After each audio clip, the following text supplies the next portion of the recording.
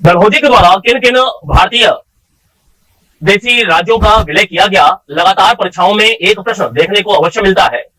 इस वीडियो के माध्यम से हम लोग डलहौजी द्वारा कौन कौन से वह राज्य रहे जिनका विलय किया जा रहा है, अधिग्रहण किया जा रहा है, उस पर चर्चा की शुरुआत करते हैं। डलहौजी को लेकर के पहली बात जो निकल करके आती है वो आपको जानकारी होगी कि सबसे बड़ा साम्राज्यवादी गवर्नर जनरल के रूप में यह जाना जाता है भारत में। डलहौजी का जो समय काल रहा 1848 से लेकर के 1856 तक, लगभग 8 वर्ष का भारत में एक गवर्नर जनरल के रूप में इनका शासनकाल देखने को मिलता है। डलहौजी के द्वारा सबसे पहला जो शिकार बना राज्य विलय की नीति के तहत, अधिग्रहण की नीति के तहत, वह सतारा का राज्य था। और सतारा प्रथम राज्य था जिसका अधिग्रहण किया गया कब? 1848 में।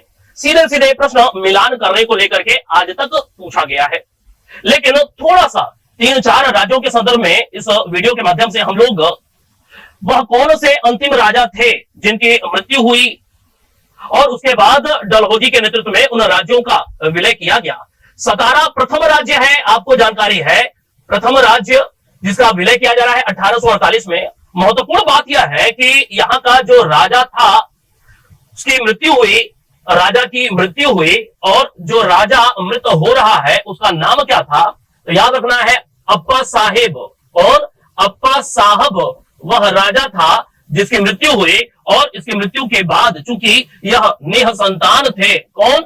अप्पा साहब निःसंतान थे, इनकी मृत्यु हुई और इसके बाद ही इनके राज्य सतारा का अधिग्रहण कर लिया गया डलहौजी के द्वारा। इसी प्रकार जैतपुर और संभलपुर, इन दोनों राज्यों का अधिग्रहण एक ही वर्ष किया जा रहा है 1849 में, जबकि बघाट का अधिग्रहण किया गया 1850 में। 1850 में बघाट, लगातार प्रश्न पूछा गया है। एक बात यहीं पे हमें और जोड़ लेने की जरूरत है कि यह जो 1850 का वर्ष है ना, इसी 1850 में सिक्किम का भी विलय किया गया था डलहौजी के द्वारा। सिक्किम का अधिग्रहण भी किया गया था। अब आपको शायद पता न हो कि डलहौजी के समय काल में 1850 में जो सिक्किम का अधिग्रहण किया जा रहा है तो उसका कारण क्या रहा? तो 2 ब्रिटिश डॉक्टर्स थे, उनके साथ सिक्किम में दुर्व्यवहार हुआ था, बुरा व्यवहार हुआ, और इसी को आधार बना करके डलहौजी ने 1850 में सिक्किम का भी विलय किया हुआ था। उदयपुर की बात किया जाए, मध्य प्रदेश, तो उदयपुर का अधिग्रहण वर्ष है 1852, याद रखना है। 1848 सतारा, जयपुर, संभलपुर 1849, जबकि 1850 बघाट, और 1850 में ही सिक्किम का भी विलय किया जा रहा है उदयपुर 1852 में। जबकि झांसी की बात किया जाए तो झांसी का विलय जो हो रहा है 1853 में ही हो रहा है। प्रश्न यह बनता है कि झांसी में कौन सा वह राजा था जिसकी मृत्यु हुई? तो आपको याद होगा गंगाधर राव। कौन? गंगाधर राव राजा थे, निःसंतान थे, निःसंतान थे, और इसी आधार पर इनके राज्य झांसी का अधिग्रहण कर लिया गया इनकी मृत्यु के बाद।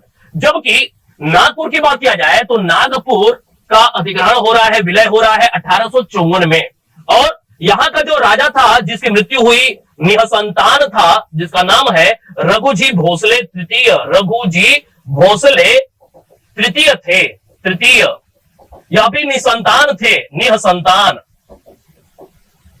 और इनकी मृत्यु होती है, और मृत्यु के बाद ही गोद लेने की बिल्कुल मनाही, एक नियम कानून ही बना दिया गया था।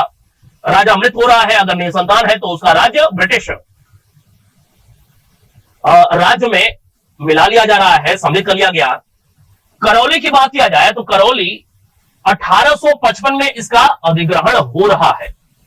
1855 में करौली का भी विलय किया जा रहा है, लेकिन याद रखना है यह जो करौली है ना, जो लंदन में डायरेक्टर्स, बोर्ड ऑफ डायरेक्टर्स थे ना, डायरेक्टर्स ने इसके विलय को, डलहौजी ने विलय कर लिया था 1855 में, करौली का विलय कर लिया था, लेकिन बोर्ड ऑफ डायरेक्टर्स ने लंदन में इसके विलय को स्वीकृति नहीं दी, इजाजत नहीं दी।